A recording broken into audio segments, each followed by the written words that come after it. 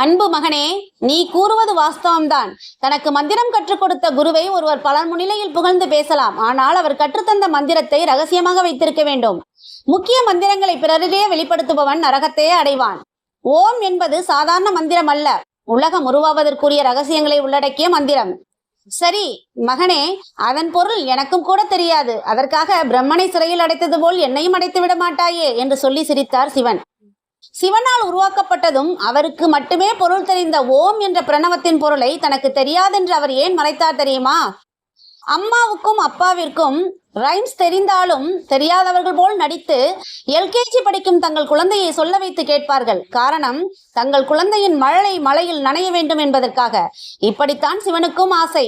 தனக்கு அதன் பொருள் தெரிந்தாலும் தன் மகனின் வாயால் கேட்டால் மகிழ்ச்சி ஏற்படும் என்பதால் தான். அது மட்டுமல்ல, தன்னை விட தன் மகன் உயர்ந்தவன் என்பதை பக்தர்களுக்கு எடுத்துக்காட்ட. வயதில் பெரியவராயினும் தன்னிலும் சிறியவர்களுக்கு சில விஷயங்கள் தெரியுமானால் அதை கேட்டறிவதில் தவறில்லை என்பதை உலகத்திற்கு சொல்வதற்காக.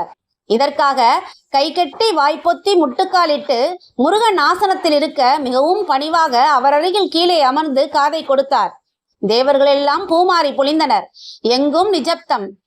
இளைஞனாய் இருந்த முருகன் பால முருகனாக மீண்டும் மாறினான். தந்தையின் காதில் மந்திரத்தின் பொருளை சொன்னான். ஆன்மீக உலகம் ஓம் என்ற பதத்திற்கு பல விளக்கங்களை சொல்கிறது.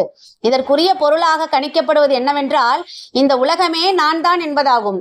ஆம், சிவன் தன் ஆத்மாவின் வடிவமாக முருகனை பிறப்பித்தார். அவரது ஒட்டுமொத்த சக்தியும் அவருக்குள் அடக்கம் என்று பொருள் சொல்வதுண்டு. பின்னர் கைலை திரும்பிய சிவன் மனைவியிடம் நடந்த விஷயத்தை சொன்னார். அவள் மனம் மகிழ்ந்தாள். முருகப்பெருமாவின் புகழை வைகுண்டத்திலும் பரவியது.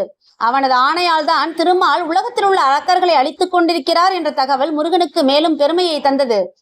இதற்காக அவர் தசாவதாரம் எடுத்து வருவதாக சிவனே பார்வதியிடம் சொன்னார்.